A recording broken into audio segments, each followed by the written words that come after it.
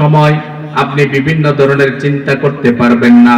একমাত্র আল্লাহ রাব্বুল আলামিনের রাজি আর খুশির জন্য নামাজ পড়তে হবে। কথা কোন ঠিক কিনা? ও ভাইরা আমার, ভালো করে খেয়াল করেন, কিয়ামতের কঠিন ময়দানে সর্বপ্রথম কোন জিনিসটার হিসাব নেবে? কথা কয় না?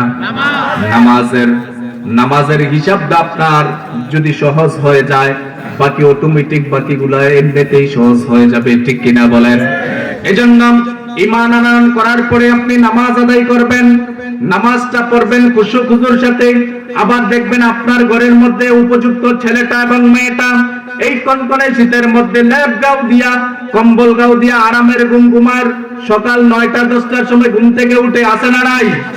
এমন যুবক আছে না নাই? ফজরের নামাজ নাই, যতক্ষণ পর্যন্ত রৌদ্র না উঠে ততক্ষণ পর্যন্ত হাতের ঘুম ভাঙে না। কথা কোন ঠিক?